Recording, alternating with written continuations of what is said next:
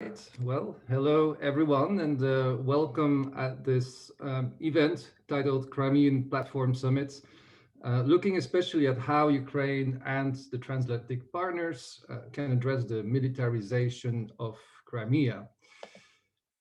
First of all, I would like to thank the Embassy of Ukraine, who has been our partner in this project, the Embassy of Ukraine in Germany. So thank you very much indeed for your support to bring us together. I am Bruno. I'm a senior fellow with the German Marshall Fund based in Brussels. First of all, I would like to say GMF has a long tradition working on Ukraine-related issues, and we do programming on Ukraine not only in Europe and North America, but we also have several projects on the ground in Ukraine. We have a large grant-making activity, but we also work on policy. Our aim is really to bring together Ukrainian policymakers, influencers with their transatlantic counterparts. We're also very proud to have an annual event in Ukraine called the Odessa Debate, each year indeed in Odessa, which will be held next in October 27, 28. And if circumstances permit, in person, we certainly hope so. That as a short introduction. So today is really about the Crimean Platform. We really want to look at this high-profile summit and how it can mobilize an international response to the illegal annexation of the Crimean Peninsula by Russia. It's been 7 years ago that these events happened, and so far what we see is more escalation, more militarization, but also perhaps a bit of a political deadlock, and perhaps indeed the Crimean Platform is an initiative to find solutions, ways forward, and indeed mechanisms for international cooperation on that issue. So we have an excellent star panel with us today. We will have a discussion for around 60 minutes. But before I move to the panel, I'm very delighted to introduce our keynote speaker for today for introductory remarks, Mr. Petro Beshta, the Director General of the Political Directorate at the Ministry of Foreign Affairs of Ukraine. You are joining us from tropical Kiev, as I understand, temperatures over 30 degrees. So, Mr. Beshta, I understand you want to tell us a little bit more about the Crimean Platform Summit. The floor is all yours.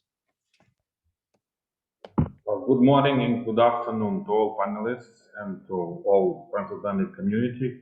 The topic of the event is timely and corresponds to the actual trends and challenges. The Black Sea region is steadily and swiftly moving to the forefront of international geopolitics for some time already.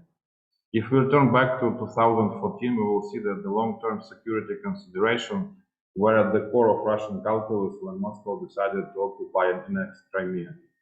Even earlier in 2010, Kharkiv agreements became immediate initiative by Russia after Viktor Yanukovych became the president of Ukraine. They prolonged stay of Russian Navy base in Sevastopol till 2042. So Kremlin considers the occupied Crimea and surrounding waters of the Black Sea as a key element of the growing tensions and game with the West. This premise determined Russian efforts to dominate the region at any price.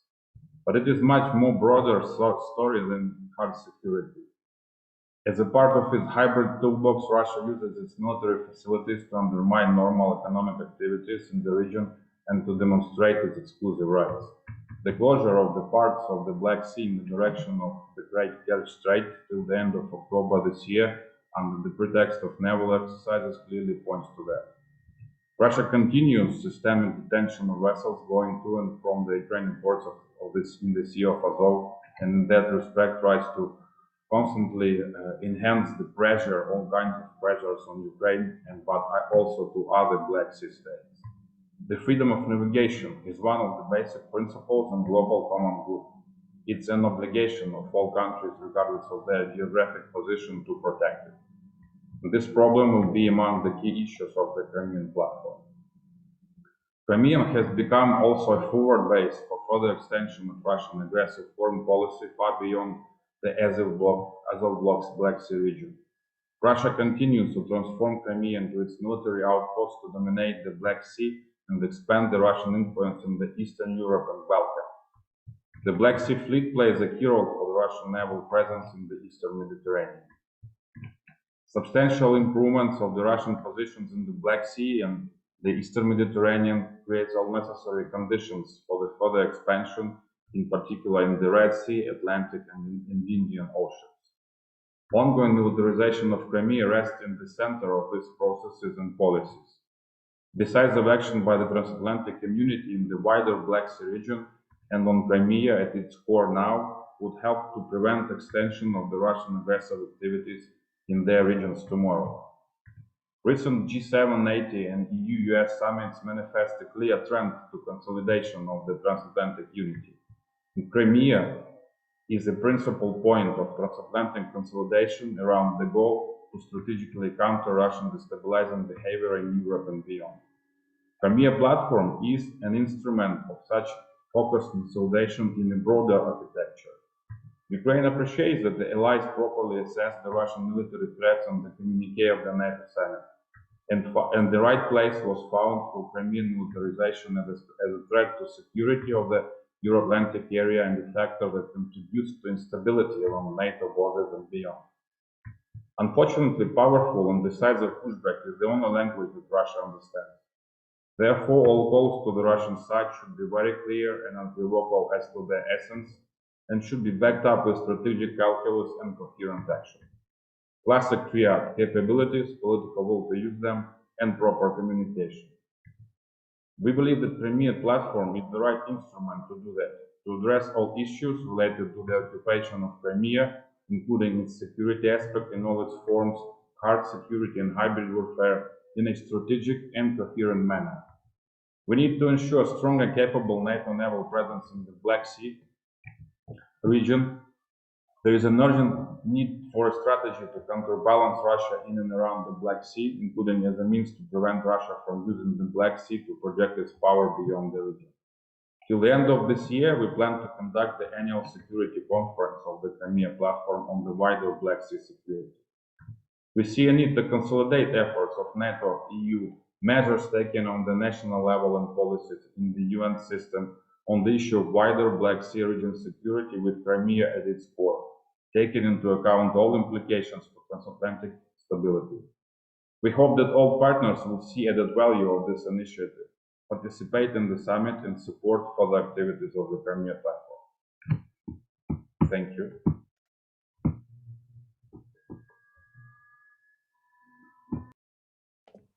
Never forget to unmute yourself on Zoom. Thank you very much indeed for these initial remarks. I think this set the tone for some of the topics that we want to discuss here. And thank you also very much for staying a little bit longer with us. I know that you took some time to do so, so that's much appreciated. Moving on to our panel speakers. Many complex issues on the table. We want to talk not only about the political dynamics and how to move forward, but also really explore the military questions on the table and what can be done in a transatlantic context from that perspective as well. What are the risks and how can we mitigate them? Fortunately for myself, as I said, I don't need to answer these complex questions myself. I'm being joined by a very good panel of speakers and experts. I'll briefly introduce them to you. We have Anton, Korynevych, I hope I pronounced your name correctly, who is the permanent representative of the President of Ukraine in Crimea. Thank you very much for being with us. Alina, Frolova, the Deputy Chair of the Center of Defense Strategies, based in Kiev, if I'm not mistaken. Yes, indeed. Welcome to you as well. We have Dietmar Nietan, member of the German Bundestag. Thank you very much for being with us, taking the time. And last but not least, Ben Hodges, Pershing Chair in Strategic Studies for the Center for European Policy Analysis. So a talented squad of experts and practitioners. First of all, I would like to turn to our Ukrainian speakers for them to assess a little bit the situation on the ground and give us a little bit their perspective on what Ukraine is doing and also perhaps what it needs from its international partners. And then we'll turn to our international experts on the panel. We'll have brief remarks from each speaker, 5-6 minutes to be brief, and then obviously we'll turn to the audience for Q&A. So feel free to use the chat function in Zoom, post your comments, post your questions. As your humble moderator, I'll make sure that your IDs and thoughts are included in our conversation. So first of all, let me turn to you, Anton Korynevych. You are the president's eyes and ears on the ground in Crimea. So please inform us, what is happening there today? Yeah, good afternoon and good morning, dear colleagues. It's a big pleasure to be present today during this online event. And it's very good to talk together with my colleagues from MFA and from Ukrainian NGOs who work on the ground on the issues of militarization of Crimea, and not only of militarization, but on many issues which are dedicated to Crimean question, if we may say so. So, of course, the issue of militarization is one of the high on the list of priorities for Ukraine. And actually, it is quite obvious for us that the 8th year of temporary occupation of Crimea has started. So it's more than the Second World War. And of course, we see that the main idea and the main goal of Russia's intervention to Crimea and of Russia's temporary occupation of Crimea was to make Crimea a big military basis, a big military platform in order to have the role in the Black Sea and the Mediterranean Sea. Crimea is used in order to wage military campaigns in the Middle East, in particular in Syria. The port of Sevastopol in particular is used highly and effectively by the Russians to make this. The Russian Federation built several infrastructural objects, important one for the occupying power, in order to satisfy logistics of the military troops from Russia to temporarily occupied Crimea. In particular, these are the so-called Kerch Bridge and so-called Taurida motorway. So saying that these infrastructural objects were built for the reasons of the citizens, it is not true. It's absolutely false.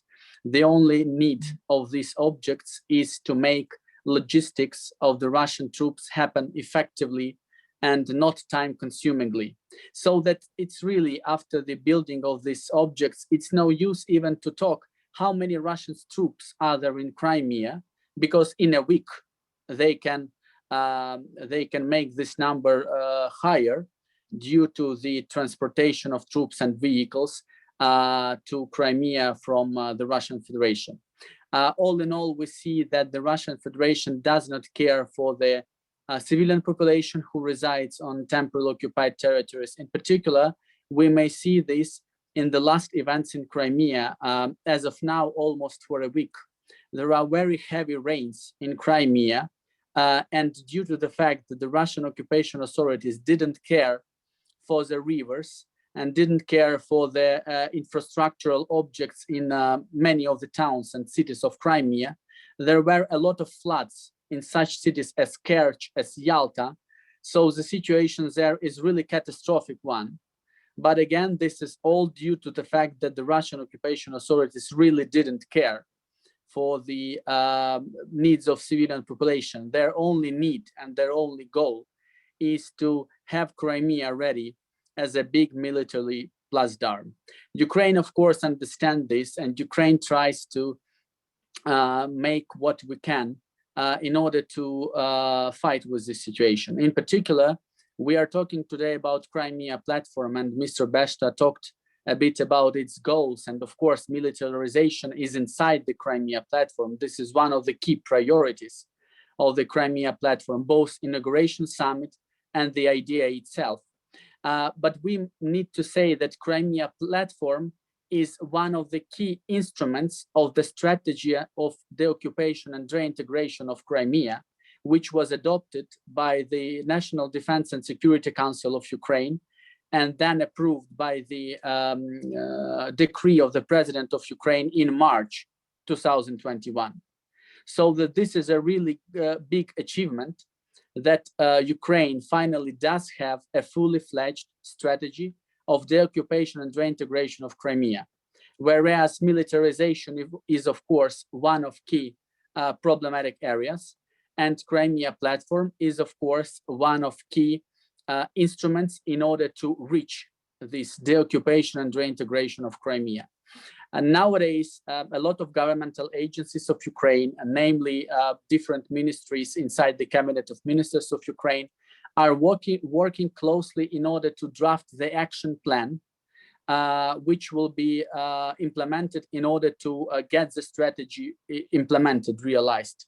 So that is why we hope that this action plan, drafted by several ministries, will really include a lot of concrete actions, and several of these actions will, of course, deal with militarization. So that is to say that not only externally within the framework of Crimea Platform, Ukraine will work on the issue of militarization of Crimea and how to combat this, but we are also working hard internally on the level of governmental agencies after the adoption of the strategy of deoccupation and reintegration of Crimea, in order to have our government agencies effective work in this sphere. Of course, from the side of presidential authorities, from presidential organs, we also, as our colleagues from MFA, will deeply appreciate the participation of our international partners in the inauguration summit of Crimea Platform. It's really gonna be maybe the biggest event in Kiev, international one, after the Ukraine's independence. So we're all together working hard in order to get this task done, and in order for the inauguration summit to happen and everything to be okay. And of course, we will need to talk about militarization and how to combat it, in particular in the sphere of sanctions, in the sphere of international political and legal pressure on the Russian Federation and its occupation authorities in our Ukrainian temporarily occupied Crimea, because we, of course, understand that without international support and international efforts, namely the sanctions mechanism, it's really hard to cope with this issue.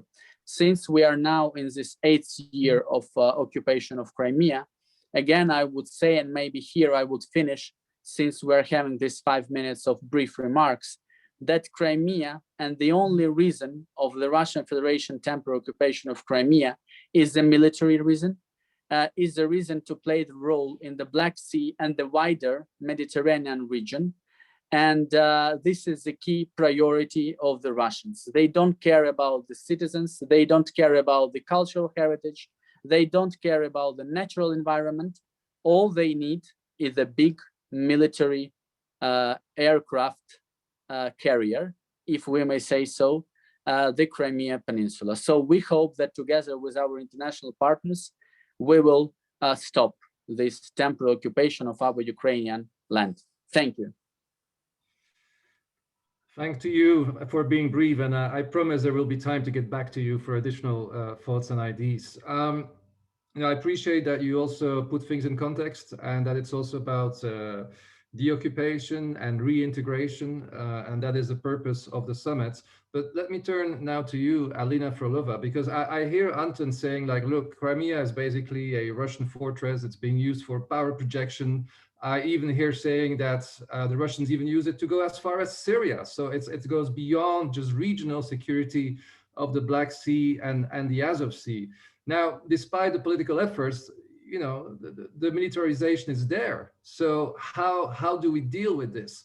And, you know, from your experience now at the center, but you're also a former deputy minister of defense.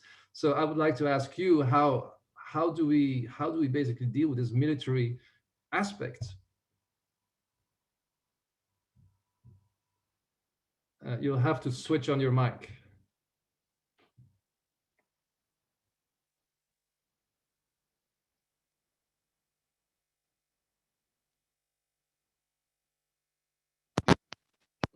Do you hear me like this? Yeah. Wonderful. No? Welcome back. We hear you loud and clear. Okay. Yeah. Sorry for this. Actually, I'd like to say that, let's say frankly, that for all these 7 years, we didn't address the militarization of Crimea like we should. Saying we are not talking about Ukraine, I'm talking more about the international community.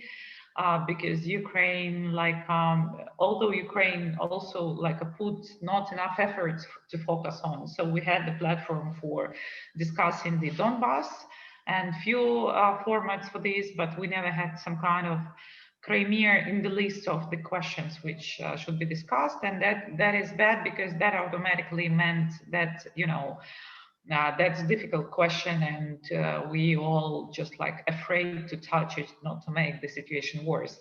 But the situation became worse, and this reluctance or this activity on this topic led to the worsening of situation. Because if we will have a look at a few years projection back, so Russia had less military power there. Russia had less a navy there. They actually each year they occupy plus 5% of the sea part, because we never been spoken about that we have occupied not only Crimea but also the actually the Black Sea and the Azov Sea, which is fully controlled by Russians now. So that's all led to the situation when we have not only, you're absolutely right, not only a threat to regional security or some kind of Ukraine or some other Black Sea countries, but that's also a projection of power to Syria. That's also the common exercises with Egypt. For this autumn, we expect the huge exercises which will be made not only on the sea, but on the land and together with Belarus. So that's quite complex issue. When you do not pay attention to it, it starts to rise up. That's why the Crimean Platform, of course, that's welcomed by everyone here, not only by state, but also all NGOs, because there were a lot of experts working on this topic. But when the topic is not supported politically or not promoted politically, it's quite difficult to do the job. And we have plenty of materials proving the militarization, proving the harm to the ecology, to economy. But you need the political agenda to promote it. So that's a very good initiative. But I really do want to give a short few words about why it's so urgent, not only for Ukraine, because we are talking about nuclear weapon in Crimea, and that's already not proven 100%, but with all the signs and with all the information we have, that with extremely huge probability of 99%, let's say, the nuclear weapon is already there, and we have a missile coverage which cover all the Europe. We have these projections to other regions, but maybe the most dangerous is a bad example, bad practice. I mean that we all know about the ambitions of China, and looking carefully at what Russia is doing in the Black Sea and how the community reacts. China is ready and it is making steps in their South Seas. So we know that Japan and all the other countries are quite worried about this, and with all the policies which we see now from United States and NATO, we understand that they started to take also serious actions of China. But let's understand that they just copy many approaches which Russia do, because this is some kind of testing procedure for all the community. That is why the militarization is very serious, and part of this militarization is not for using them as the military power, for example, tanks. Yeah, they have a huge number of tanks in Crimea. Why you will use them, where you will use them? That's like a peninsula. You have very limited ability to use them, but that's more about sending a message with all these events. So let's also add here the losses from the economy of all the Black Sea, because we have all the detention of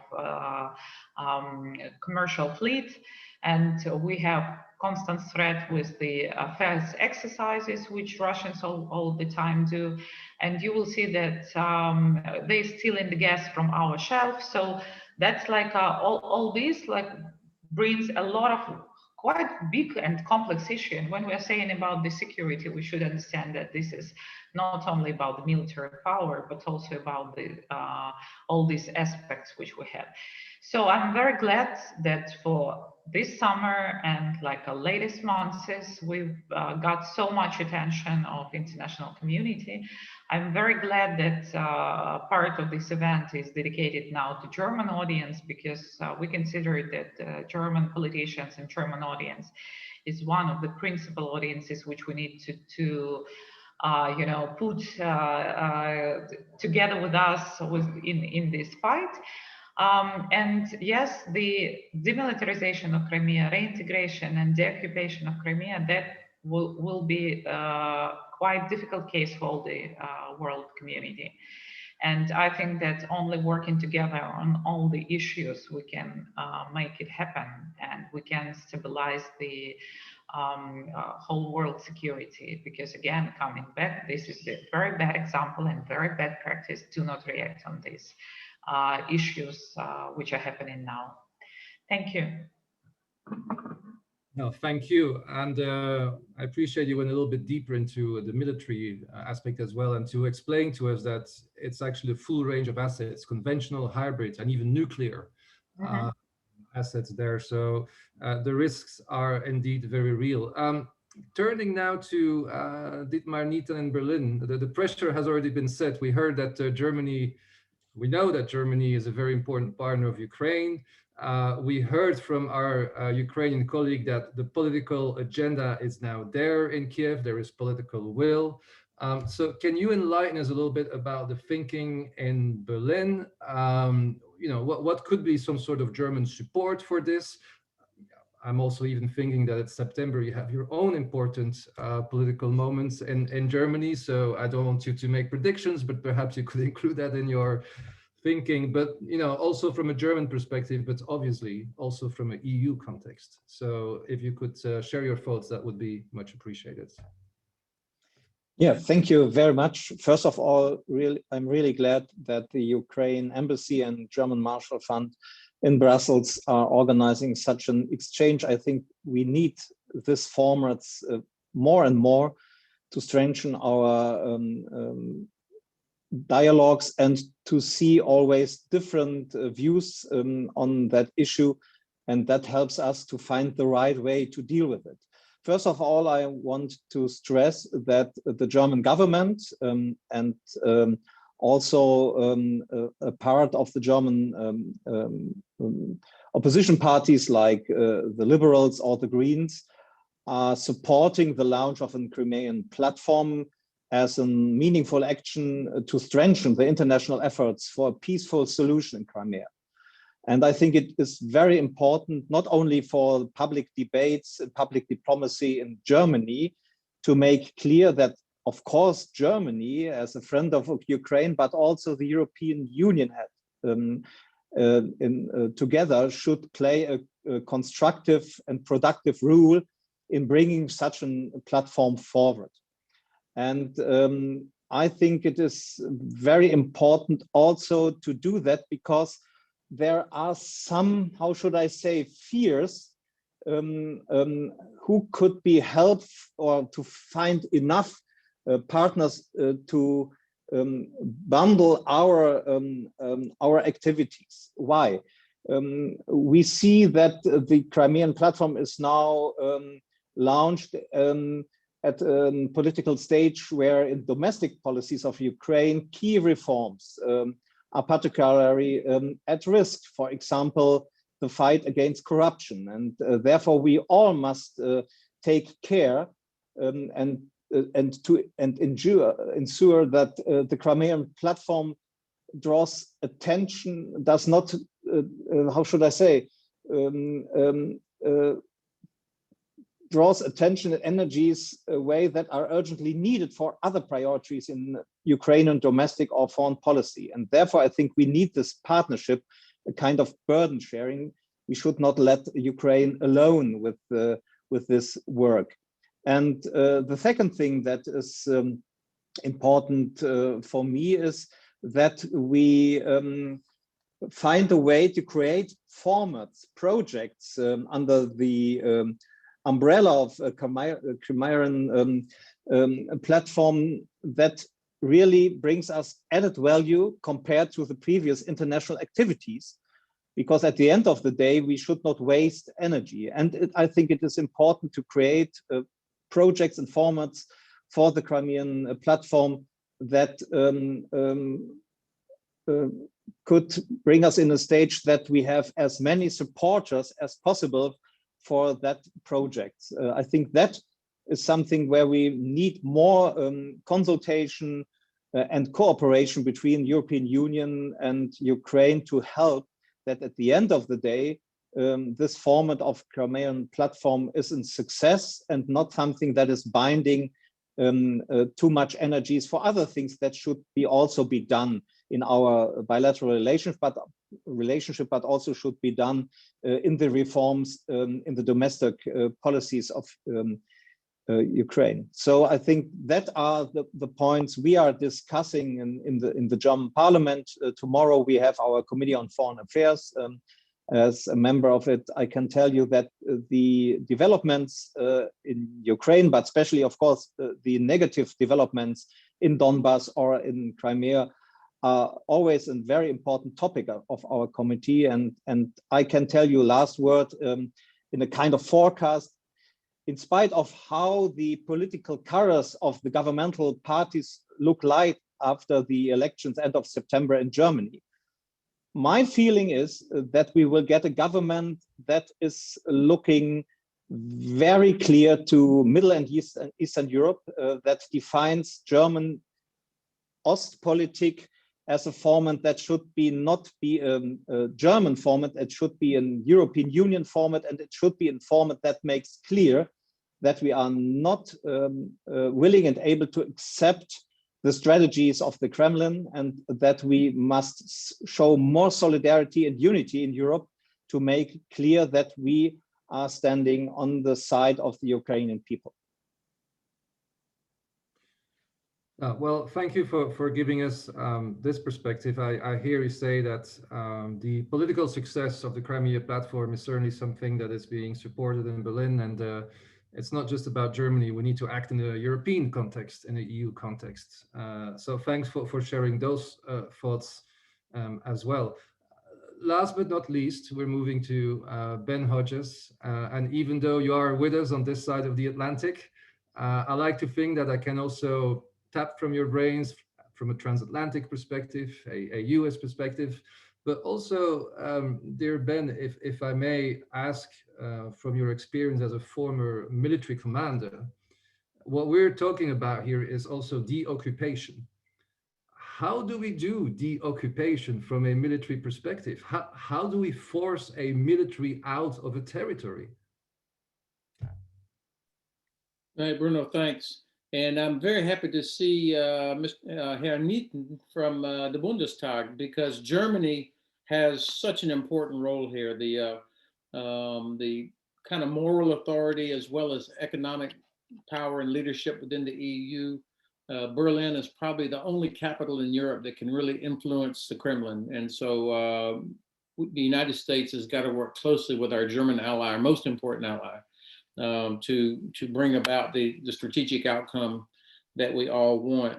So, and greetings everybody from Frankfurt, where I live. I am looking forward to getting back to Ukraine, hopefully, Bruno, in October. The big question is, why does the Black Sea matter? I mean, Ukraine is not an island. Romania is not an island. Georgia is not an island. It's part of a region that is so important. And Alina, I thought you did a great job explaining, why Crimea, why Ukraine, why the Black Sea is important to the Kremlin. But we also have to figure out, why does it matter to Germany, to France, to UK? Why should the United States care about Ukraine, except in from a moral standpoint, and because we all admire Ukrainian people and Ukrainian culture and the history? But we're talking strategy, not emotion. We're talking strategy. Why should we care?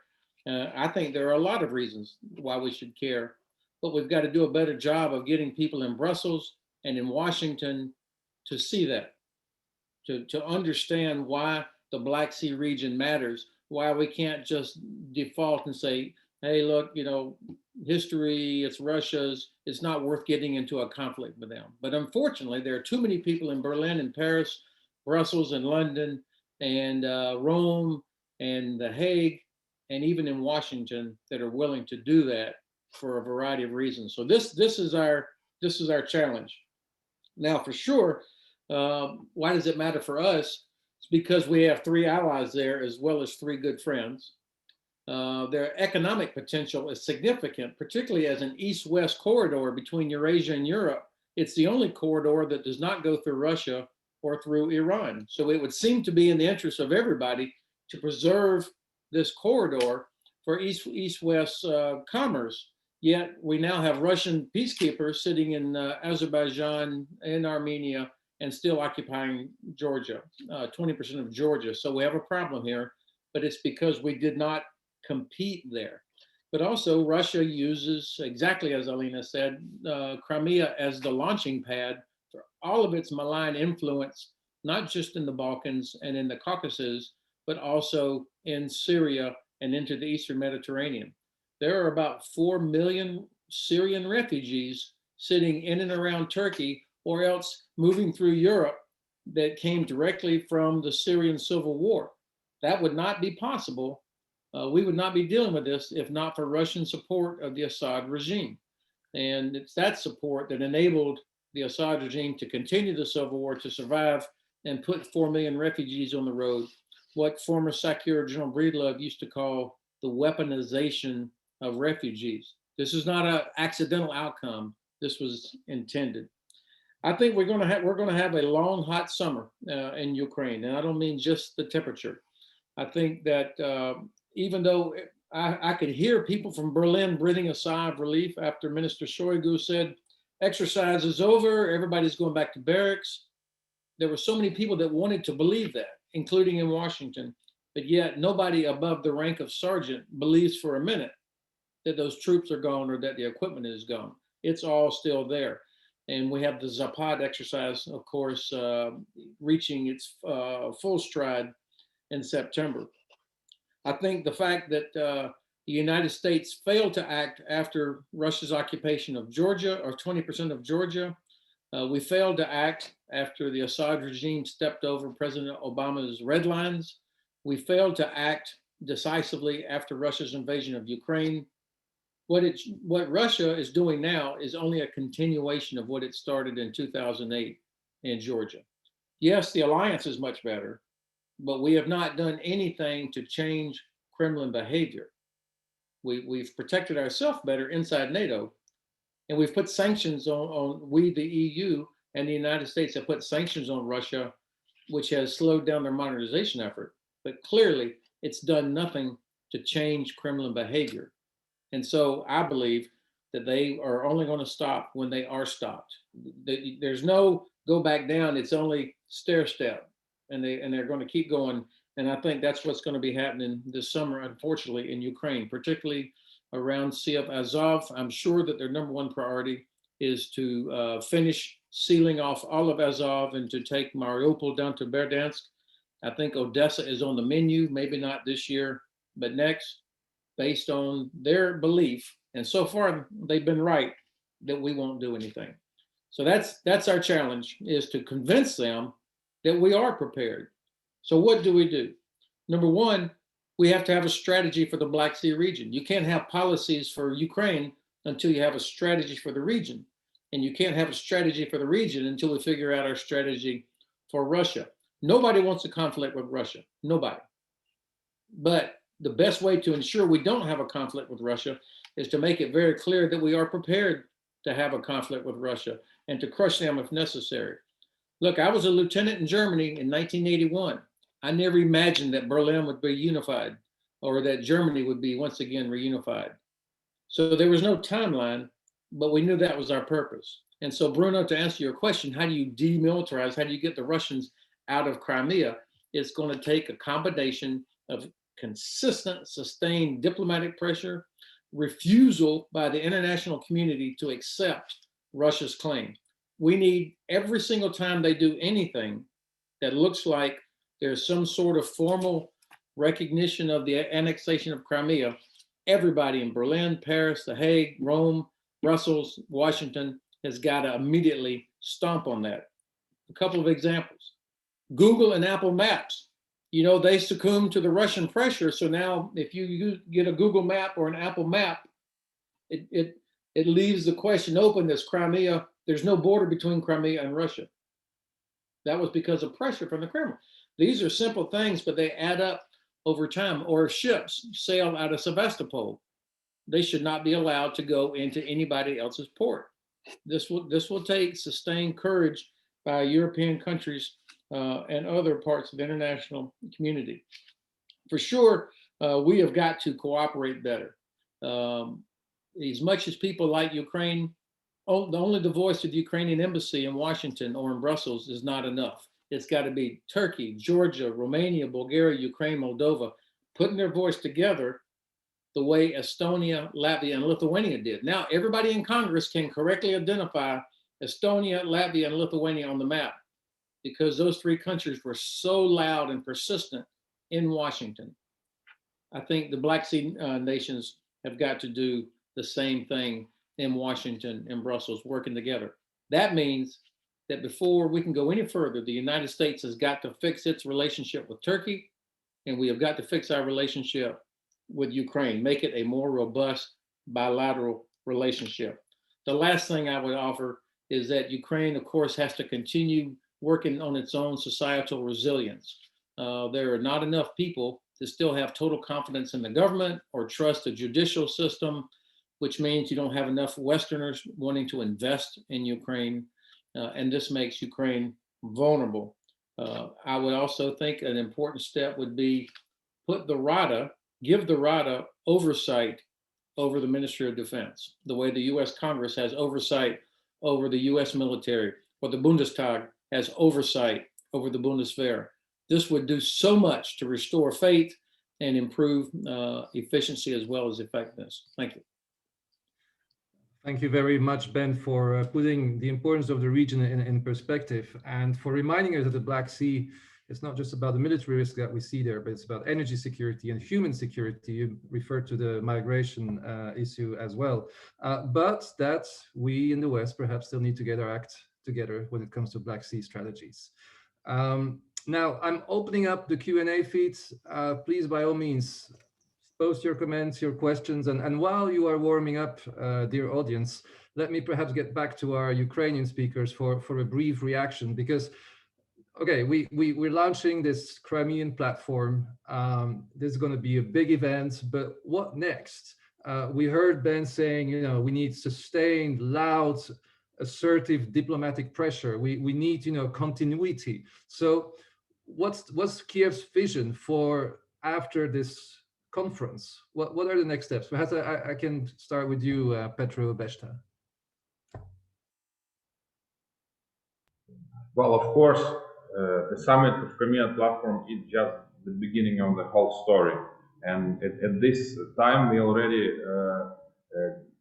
trying to make the full use of our cooperation with the expert community and on the intergovernmental level. And in fact, the synergy is the key principle that we try to implement in the Crimean Platform, and it is to unite the energy and potential of intergovernmental, interparliamentary, and expert levels so that they are united and coordinated in the best way around the same strategic vision over how to proceed the long-term policy of the occupation of Crimea, and in the meantime to try to provide some damage control to the situation in Crimea in different spheres, in human rights, in economic sphere, in energy, in maritime law, etc.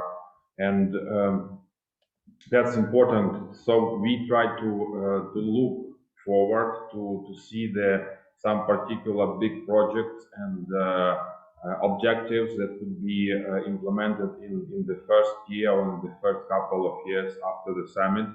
So we talk to governments about that, and we try to find the leaders of different tracks so that we can move forward that together.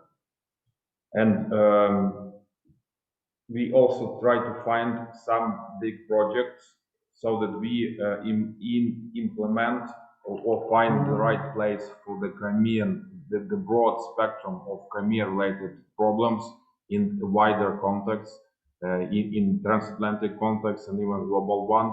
Like, for example, we can look closer and in a systemic way of how Russia tries to manipulate the international maritime law around the Crimean occupation, and how the international maritime law become an object of manipulation and attack in times of occupation or annexation. And we have seen already these types of strategies that Russia used in the Kerch Strait a couple of years ago, and it uses again the strategy now when it closes the Kerch Strait and try to influence in a hybrid way the economic security of Ukraine. And we clearly see that that can happen also immediately to the west of Crimea, and there is a very realistic scenario of closing all types of trade routes coming from Ukraine through Black Sea, and in that way try to subdue Ukrainian economically. But we also understand that that can happen in other seas, in other oceans, and this type of situations we want to become in the clear focus of all interested states and parties, so that we can try to see what is happening here, provide some countermeasures and some strategies that can counter that. So this is also one of the key elements of our talks to other partners. Thank you very much. Anton, Korynevych, so please, if you have some comments on what you heard, and maybe also what do we actually need to achieve perhaps at the summit? What should be satisfactory results for Ukraine? Yeah, thank you for this question. I think that it's very important to understand that the inauguration summit of Crimea Platform, which is going to take place in Kiev on the 23rd of August, is the beginning. It's not the final end. It's the beginning and inauguration of the work of Crimea Platform. And of course, we consider that it would be a very good result if the summit is finished with a final document, some kind of a political declaration, which would include all the key issues and all the key problematic spheres which come from the temporary occupation of Crimea by the Russian Federation.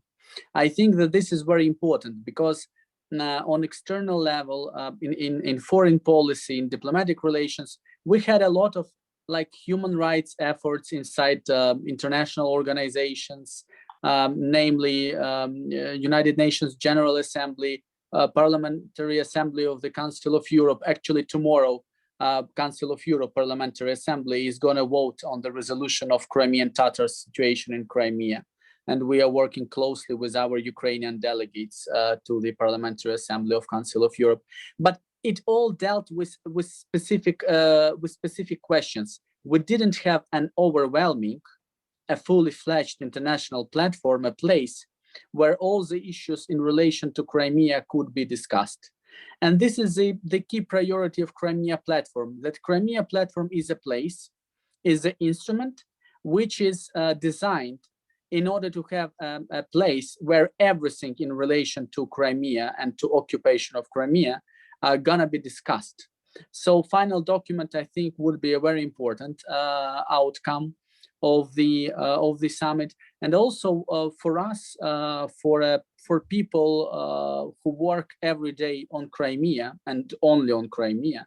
It is very important that Crimea Platform is really a sustainable, ongoing, permanent process, so that really this inauguration summit gives the beginning, and that we will have a permanent, sustainable, ongoing process which will not stop until the de-occupation and reintegration happens.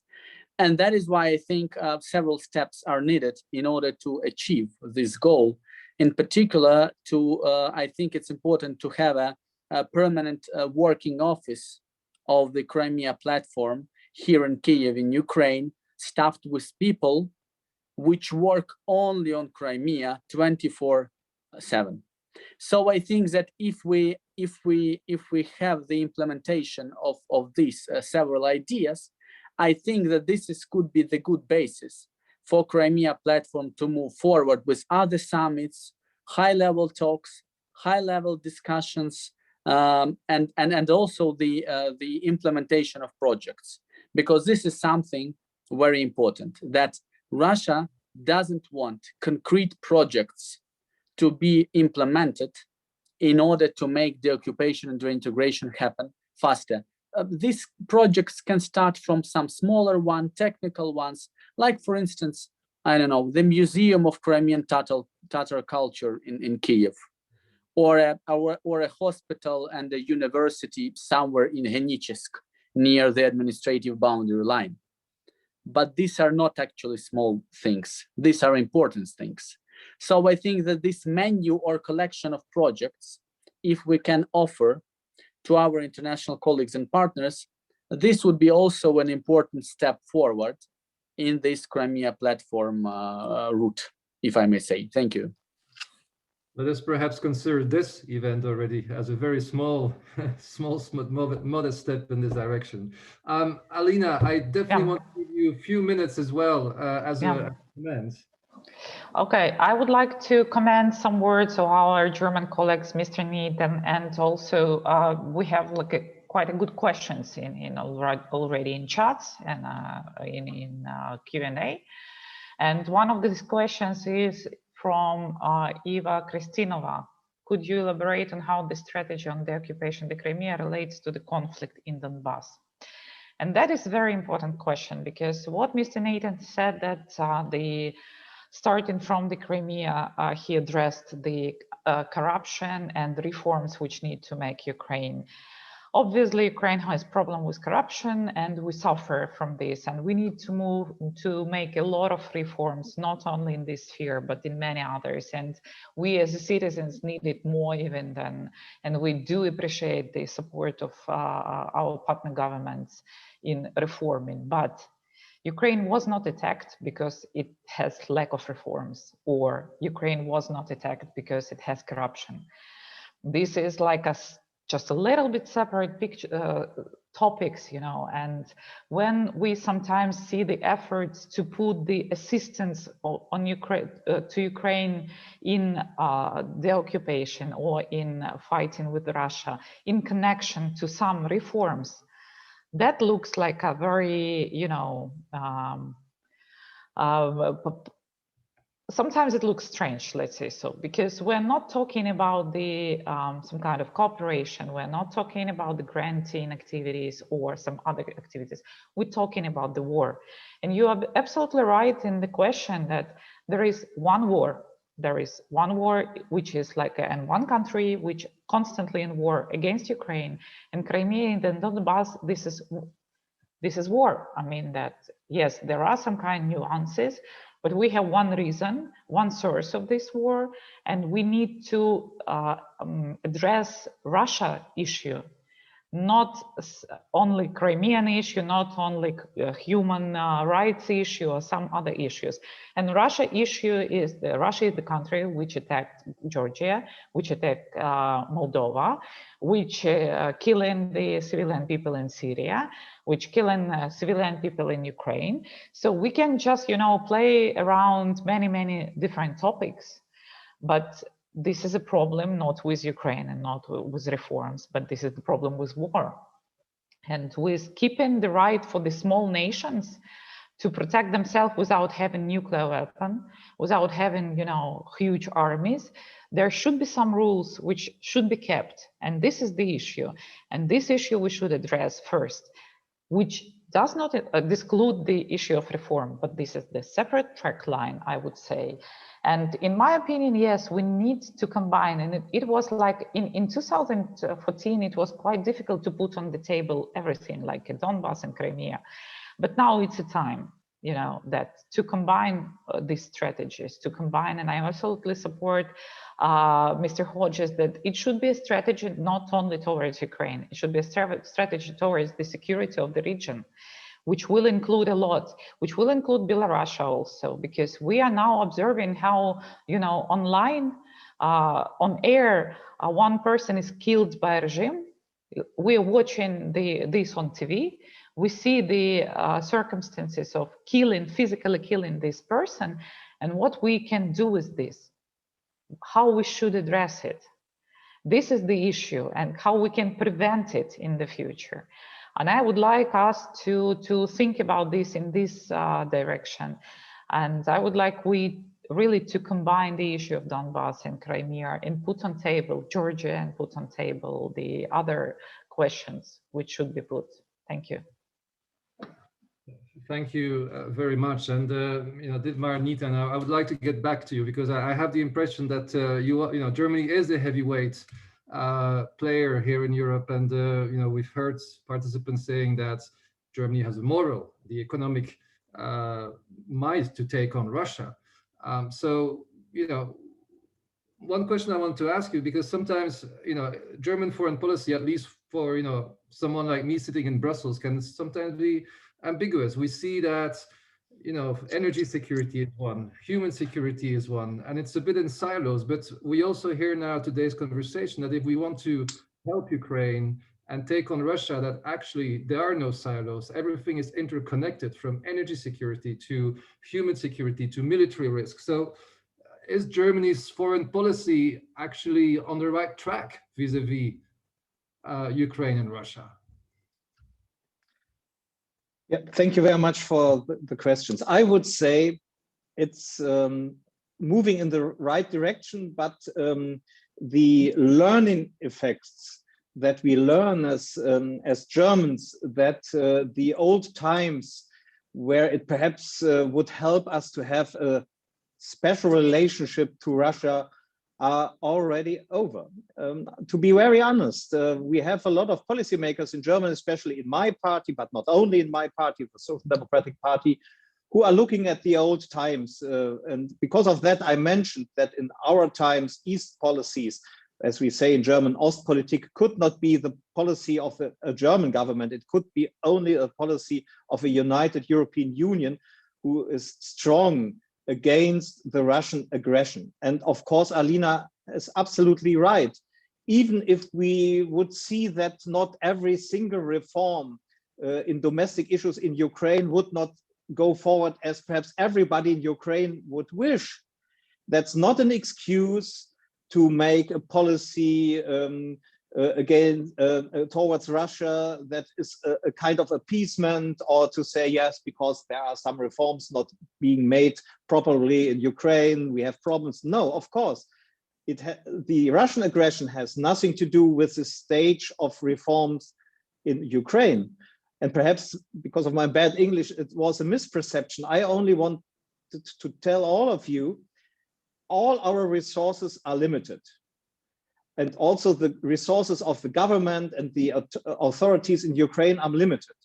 And what I do not want is that we put perhaps too much energy in one project that we perhaps would need better in another one. That was the only thing what I want to say. But again, I'm absolutely on your side. And I can tell you, yes, we had a long way in Germany to learn that good old times are over. But I think the overwhelming majority of policymakers in my party, of course, also in the Conservative Party, in the Green Party, in the Liberal Party, have learned the lessons. Even people who perhaps some years before would have said, yes, it's not fine and not good what the Kremlin is doing, but we must find a way to talk with them.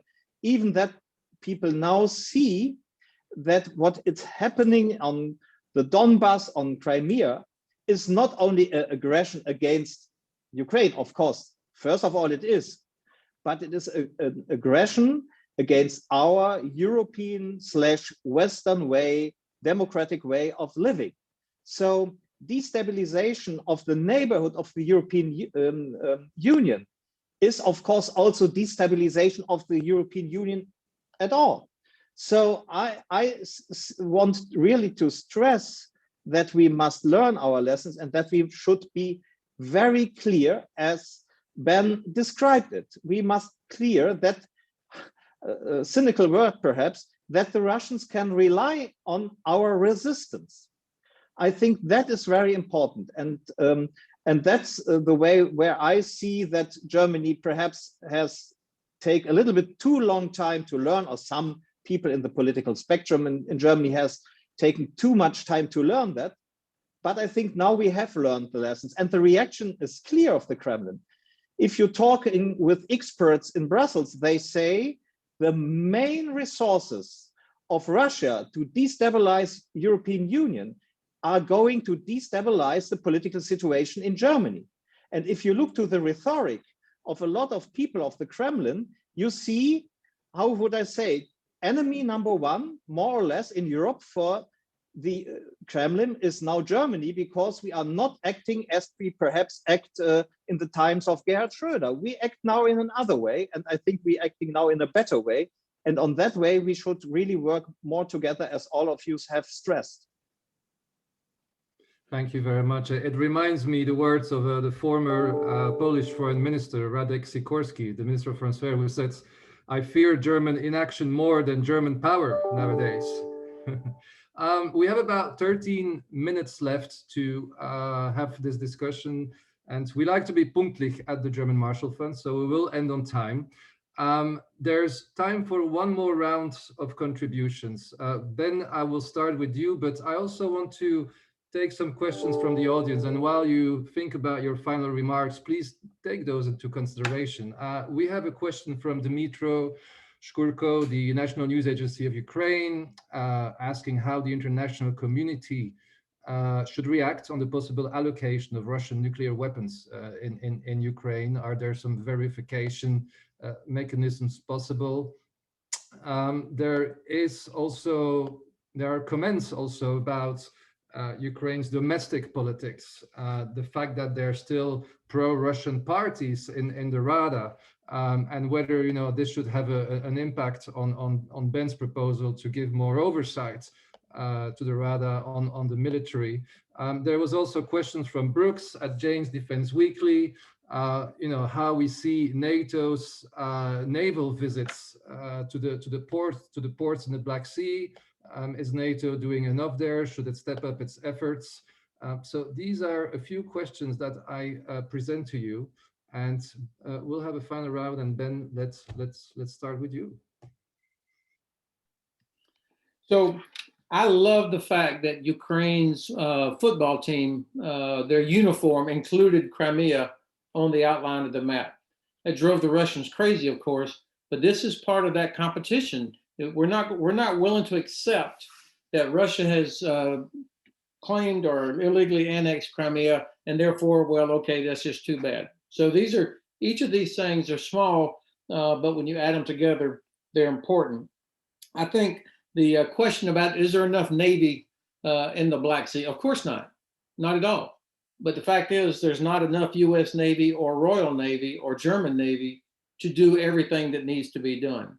And so we've got to figure out, how do we compete in the Black Sea region from a maritime perspective so that Russia cannot, with its Black Sea fleet and its illegal base in Sevastopol, just declare whole swaths of the Black Sea closed for months at a time. Instead, the strategic objective, of course, is that the Black Sea is nobody's lake, that it is freedom of navigation and it's international water, and people should be expected to respect that. So that means we've got to raise the priority. So when the very, very small number of US Navy and Royal Navy vessels that are available, they get apportioned, not because the Chief of the Navy wants it, but based on strategic direction and strategic priorities. Right now, we get maybe 100 days out of the year do you have a US Navy vessel in the Black Sea.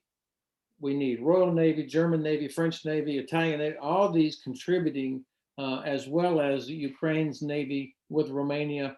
I mean, Turkey is hardly in the Black Sea, to be honest. All of their focus is on Greece and in the Eastern Mediterranean. So we've got to fix that. It's not just a matter of putting another ship into the Black Sea. Let me make last 2 points. We've got to figure out, how do we get the initiative? What can we, instead of always reacting to what the Kremlin does, which is kind of what happens now, how do we change the narrative? How do we get the initiative? And we can't be worried about provoking the Kremlin. The Kremlin does not need provocation. They do exactly what the hell they want to do. So we should not be reluctant to push them in different places instead of just respond to what it is they do. And that would include making the commander of the Black Sea Fleet in Sevastopol, he should feel very uncomfortable. He should be very worried that Ukraine and Romania are working together with unmanned systems, for example, that could drop mines or that could cause problems for his vessels. He needs to be very worried about that. The United States has got to be consistent. No more mixed messages. It's driving me crazy right now that there's reports the 100 million is frozen. No, it's not. That should never even be a question. This is a gift to the Kremlin. Thank you, Ben. I'm throwing more question in the mix because our audience is waking up now. But there's also another question about whether Ukraine should be concerned about US rebalancing or refocusing more towards the Pacific, if that's indeed the case. There's a question as well about what Ukraine could do to mobilize support from NATO allies that are exposed to Russian influence. There are some countries there that have relatively been exposed. So these are two questions as well. Petro, Beshta, your final remarks. Oh, thank you very much. I would like, we have seen a lot of different stories and problems and challenges of international character. And the whole initiative for Crimean Platform is to take into account the dynamics of international relations and what's happening in the wider, broader international context. And we see that European security is integrated in transatlantic security, and we have a number of new challenges which swiftly evolve and develop. And we understand that the situation will be the same, and what we need to do is to find ways to spare resources and to make better use them in a more strategic and coordinated way. And that is the essence of the Crimean Platform. We have a lot of different processes, big and small, taking place, Crimea related in different international organizations on different level, expert level, intergovernmental level, interparliamentary level, political level, economic level. And we understand that to better use all this time, attention, resources of international community to solve these problems, we need to act strategically, and we need to act in a more coordinated way. I don't think we can some spare resources, but I'm sure we can use them a lot of times more effective. And the second important point is that we really want to see that the international community see the problems which are created in Crimea, around Crimea by Russia, by its long-term strategies, and we want to provide some solutions. And I believe that Crimea Platform is one type of these solutions to these types of problems into broader architecture, so that we look at the Crimea Platform as an element of other efforts and initiatives acting together in a more strategic way. Thank you very much for formulating these objectives. Well understood. Anton, Korynevych, perhaps your thoughts, some reactions on the comments of the audience? Thank you so much once again for the questions and for the whole discussion. I think that, of course, it's important to understand that Ukraine is really trying hard in order to get the as much attention and support from NATO countries, and actually from all the countries which support the Ukraine's sovereignty and territorial integrity. I wouldn't say that US is shifting, towards somewhere from Ukrainian side. I mean that we feel that US is here with us, and that US supports us. Of course, we also want, we always want more. And we, of course, want all our territories, both in Crimea and Donbass, to be deoccupied and to be reintegrated in our own Ukraine's, under our own Ukraine's constitution. So that, of course, in order to get this thing, we need to have a close cooperation with our foreign and international colleagues. But I think that the very important issue concerning Crimea Platform, about which we talk today here and there, but still Crimea Platform is the main topic for today's discussion, is that Crimea Platform is Ukraine's initiative. I think this is very important, that Ukraine as a victim of the aggression of the Russian Federation, Ukraine as a victim of brutal violations of international law, and really Russian Federation is the biggest violator of international law in contemporary international community. Ukraine was the one which needed to come with this initiative. And that is why I hope and I think, and of course we will try hard with our colleagues from all the state agencies, from all the governmental agencies, in order to use this chance and in order to use this initiative of Crimea Platform in order to get the attention of international community as high as it can be. And of course, it's gonna be a hot summer here in Kyiv in Ukraine, not for vacations and not for the seaside, but for hard work in order to get these tasks done. And maybe the last point from my side is that we in our governmental agency, we are inviting our international partners and friends to visit the administrative boundary line with temporarily occupied Crimea. This might be interesting for the audience because before we came to the office, nobody from international community, just nobody, zero, visited ABL, administrative boundary line with Crimea. Everybody went to Donbass and everybody goes to contact line in Donbass.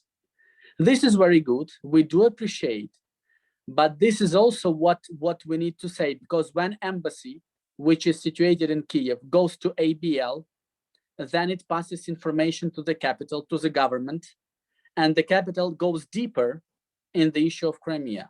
As of now, 16 different states on the level of ambassadors and deputy ambassadors visited administrative boundary line with Crimea, 16 in less than a year. So I think that this is a very good statistics, and actually Germany was not there. So we will be very happy to see Germany, and we will show them Crimea with their own eyes in less than 1 kilometer of the buffer zone. Thank you. Thank you very much. Also for this indirect invitation to Dietmar Nietan, I think. Alina, Frolova, final thoughts from your side. Yeah, unfortunately, we have a lot of really good questions which we cannot answer because of shortage of time, but all of them just describe the question about the influence of Russia on Bulgaria, the question about the influence of Russia, usage of Russia of Nord Stream 2 as the political weapon, and the question about the influence of Russian power in our parliament. They all demonstrate that Ukraine is important for Russia, historically important, because of some kind of their, like, I don't know, some kind of their reflects about the history and all the others. But from now on, Ukraine is part of global play. I mean, that everything which happening here, we cannot separate the issue of Ukraine from other issues. We cannot separate it from influencing the elections in other countries, because this is all mixed. We know that this escalation, which was obviously used by Putin to get more attention from EU and from new administration in US. So he got what he wanted. I mean that today he used the military force, tomorrow we will use something, he will use something else, and all this combination. This is really hybrid warfare. And Ukraine is really protecting not only Ukraine. I mean that all this situation with acceptance, the idea of Ukraine being in NATO, with Ukraine like a part of European nations. So that's the question about the values, first of all, yes, and principles on which the country and Europe and transatlantic order is built. We in Ukraine perfectly understand that we should rely on ourselves, first of all. But we here to protect the values which we started to be very believe in, that's value of freedom, value of democracy, because for us, this is the values which we protect with our blood and with people we're losing and with all the economic losses we do. And so I think that you're absolutely right, Dietmar, that it's time for German political audience to wake up and to understand that the time has changed and the new approaches should be, and probably reconsidering of some kind of order should be, how all together can guarantee the rights of each other. And I think that Crimean Platform and many other initiatives which exist, they all should move us to some kind of a new agreement on how you can behave and how you cannot behave, and not only agreement, but how, seeing the Russian behavior, we should understand how we will really prevent and react fast, react in an effective way.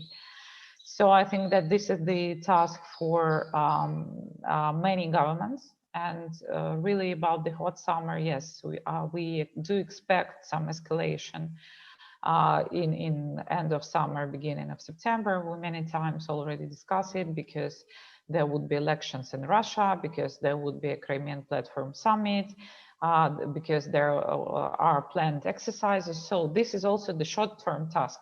How Europe, together with Ukraine, will react on escalation, which will be here in a few months. I mean, that we cannot say that we didn't know, that we didn't prognose. I think that this is a short-term task for all of us to be ready, and to be ready in advance, and to be ready to do some actions in advance, not to let it be quite intensive. Thank you. Thank you very much. Dietmar, Nietan, you are the last one in this round of contributions. So I would say honors are yours to say the last words.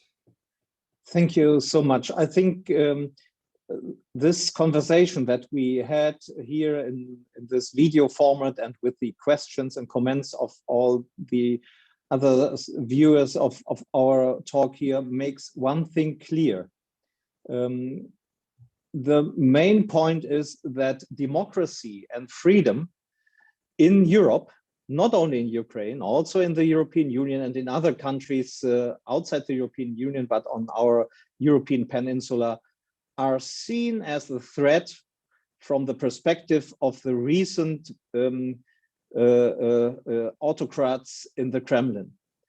And if there is somebody who thinks that indifference and showing away would make it for some countries a little bit better towards how Russia is treating them, would be a big fool.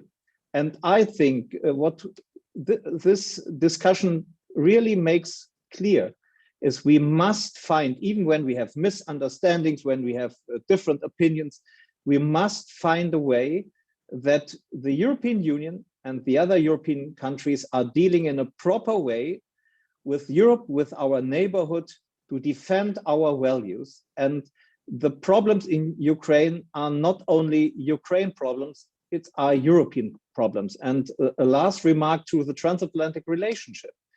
If all the leaders of the countries of the European Union, I would say perhaps only Mr. Orban and Mr. Kaczynski would be happy to see Trump winning again. But all the others who said, oh, it would be so great if Joe Biden wins, if they really mean that, now it's time for us to take action to make clear that we are willing and able to take more responsibility for stability and freedom and democracy in Europe, and not rely on our friends on the other side on the Atlantic. And I think it would help Joe Biden and the democratic forces in the US administration and in the Congress on Capitol Hill the most if they could see that the Europeans have learned the lessons of course, together with the United States, of course, together with the allies in NATO, but at the end of the day, not looking, will America help us? No, taking action really to defend our values. And I think we should show that not only in Ukraine, but there we should show it in a very proper way. And in that case, I'm thank you for the invitation. Unfortunately, I must say that it is really a long time ago that when I was last time in Ukraine, and I should come back, and not only me.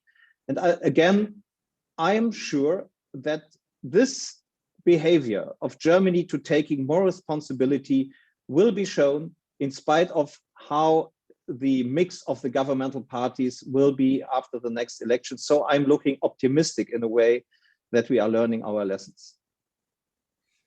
Thank you very much. We like to end with the optimistic notes. Ben, I just look at you in case you have final pressing thoughts. You're good? Okay, well then I have to, I said sorry for being a little bit late, but I guess, when you have a good discussion, delay is permitted. We talked a lot about militarization. As a matter of fact, I think that Operation Sea Breeze is happening next week in the Black Sea. It's a military exercise caused by Ukraine and the United States. For the first time this year, if I'm not mistaken, there's even non-NATO member states joining, such as Brazil, Australia, Japan. So really global partnerships for Ukraine in the Black Sea, it seems, as well. So again, sorry we don't have more time to talk, but I do congratulate you on the questions and the ideas that you did raise. Thanks again to our partners in Kiev, the Ministry of Foreign Affairs, especially the Embassy of Ukraine in Germany. Thank you very much for your support. GMF will continue to work on these issues. Ukraine remains on top of our list, on top of our radar screen. I look forward indeed to have more conversations on this initiative. Last but not least, I also want to thank my own team, especially Uliana Kubenko, for helping us to get together. And with those words, I wish you all a very good soiree and see you soon. Bye-bye. Cheers. Thank you. Take care. Goodbye.